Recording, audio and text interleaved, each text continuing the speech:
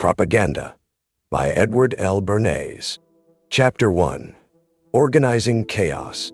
Changing people's habits and opinions in a smart way is an important part of democratic society. Those who control this hidden system form an invisible government. This is the real ruling power of our country. We are governed, our minds are shaped, our tastes are formed, our ideas are suggested. All this is done by people we have never seen or heard of. This is the natural result of how our democratic society works. Many people must work together. Only then can society function smoothly. These hidden rulers often don't even know each other. They guide us through their leadership qualities. They provide necessary ideas. They hold key positions in society. Whatever you think about this, it is true. In almost every act of our daily lives, we are controlled by a small number of people, whether in politics or business, whether in social behavior or ethics.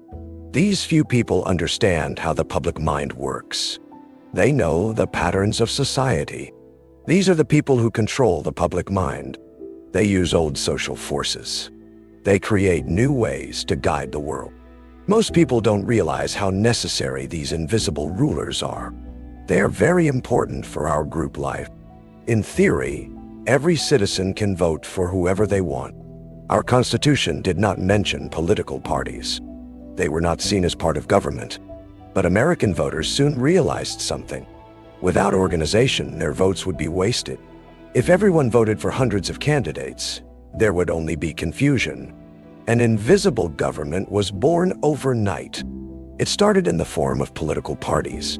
Since then, we have agreed on something. For simplicity, parties should limit the choices to 2 or at most 3 or 4 candidates. In theory, every citizen makes up their own mind on public questions and private conduct. In practice, this is not possible. If all people had to study every issue themselves, every question has complex economic, political, and ethical aspects. They would never reach any conclusion. We have voluntarily given this job to others. An invisible government sorts through the information. It highlights the main issues so that our choices become easier. We listen to our leaders. They reach us through various media. We accept evidence from them on public questions. We accept their definitions of the issues. We learn from some ethical teacher, whether it's a minister, whether it's a favorite writer, or just popular opinion. We accept a standard code of social conduct, which we follow most of the time. In theory, everyone buys the best and cheapest products that are available in the market. In practice, this is very difficult.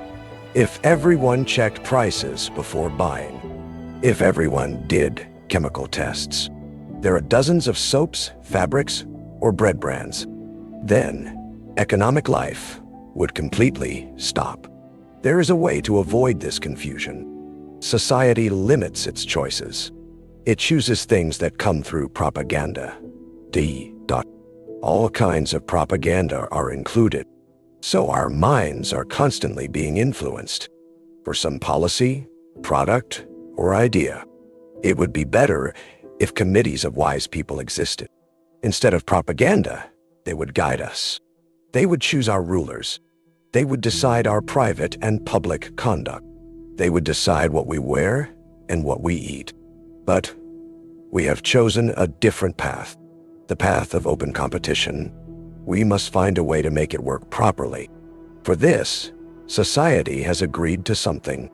Competition should be organized through leadership and propaganda. Some aspects of this process are criticized. News is manipulated. Personalities are exaggerated. Things are brought to the public with noise and hype. Politicians, commercial products, and social ideas. The tools for organizing public opinion can be misused. But such organization is necessary. It is essential for orderly life. Civilization has become more complex. The need for invisible government has increased. So new technical tools have been invented to control and shape opinion. The printing press and newspapers came. Railways, telephones, and telegraphs came. Radio and airplanes came. With these, ideas can be spread quickly. They can reach all of America instantly.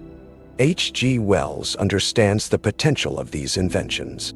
He writes in the New York Times, "Modern communication tools have changed everything.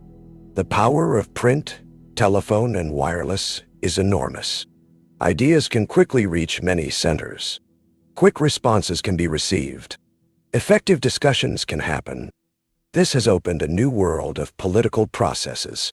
Ideas can now be given great power. More power than any personality. Stronger influence than any regional interest. Common plans can be documented. They can be protected from distortion, kept safe from betrayal. They can be continuously developed, spread widely, without misunderstanding. What Mr. Wells says about politics is also true for business, also true for social processes, for all expressions of mass activity. Today, society's groups are not limited by local boundaries. Regional limits cannot stop them either. When the Constitution was made, villages were the main units. The village community was the unit of organization. It produced its own necessities. It created its own ideas and opinions. There was direct contact among citizens. They discussed among themselves. But today the situation is different. Ideas can be sent instantly. They can reach any distance, to any number of people. So new types of groups have formed. People with similar ideas connect. People with common interests organize.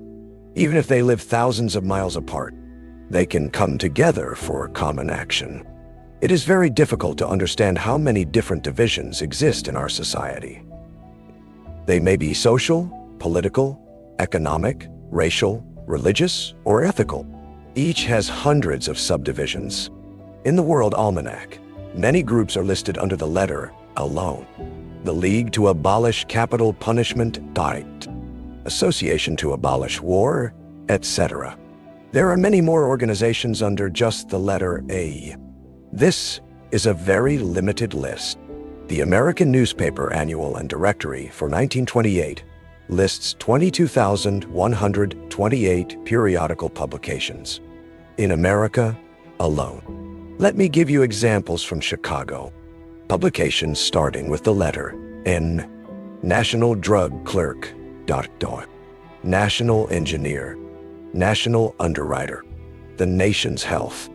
Naujienos is a Lithuanian daily newspaper. Newcomer is a Republican weekly for Italians. Daily News. The New World is a Catholic weekly. North American Banker.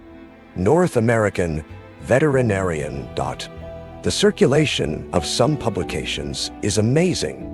The National Livestock Producer has a circulation of 155,1978. The National Engineer has 20,328. The New World has about 67,000. Most of these periodicals have more than 10,000 readers, chosen randomly from among 22,128 publications. .iu. The diversity of these publications is clear. Yet, they only hint at the divisions in our society. Along these divisions flow information and opinion. They carry authority to individual groups. Here are conventions scheduled for Cleveland, Ohio, recorded in a single issue of World Convention dates, a fraction of the 5,500 conventions and rallies scheduled. The American Bottlers of Carbonated Beverages, the National Pickle Packers Association, not to mention the Terrapin Derby, most of them with banquets and speeches. If all of these thousands of organizations could be listed, and no complete list has ever been made, they would still represent only part of the picture. There are many existing less formally, but leading vigorous lives. Ideas are filtered in neighborhood bridge clubs. Opinions become fixed there. Leaders show their authority through community drives, through amateur theaters. Thousands of women may unconsciously belong to a group. a group that follows fashion set by a single society leader. Life magazine satirically expresses this idea. It shows an American's reply to a British visitor. The Britisher praises America for having no upper and lower classes. The American responds, "Yeah, all we have is the 400. The white-collar men. Wall. Bootleggers. Wall Street barons are criminals. Heroes like Lindy. The WCTU. Politicians. Menconites. The Booboisy. Immigrants. J. Broadcasters. And the rich and poor." Yet we must remember something important. These thousands of groups overlap. They connect with each other. John Jones, besides being a Rotarian, is a member of a church. He belongs to a fraternal order. He's part of a political party. He's in a charitable organization. He's in a professional association. He's in his local chamber of commerce. He's in a league for or against prohibition, or in a society for or against lowering the tariff. And he's in a golf club. The opinions he receives as a Rotarian, he will tend to spread in the other groups where he may have influence. This invisible, intertwining structure of groups and associations, this is the mechanism by which democracy has organized its group mind. It has simplified mass thinking. To complain about the existence of such a mechanism is to ask for a society that never was and never will be. To admit it exists, but expect it not to be used, that is unreasonable. Emil Ludwig represents Napoleon in a certain way, always watching for signs of public opinion, always listening to the voice of the people, a voice that cannot be calculated. "Do you know," Napoleon said in those days, "what amazes me more than all else? The inability of force to organize anything. It is the purpose of this book to explain something, the structure of the mechanism that controls the public mind, and to tell how it is manipulated by the special pleader who seeks to create public acceptance for a particular idea or commodity. It will attempt at the same time to find the proper place in the modern democratic scheme for this new propaganda.org, and to suggest its gradually evolving code of ethics and practice.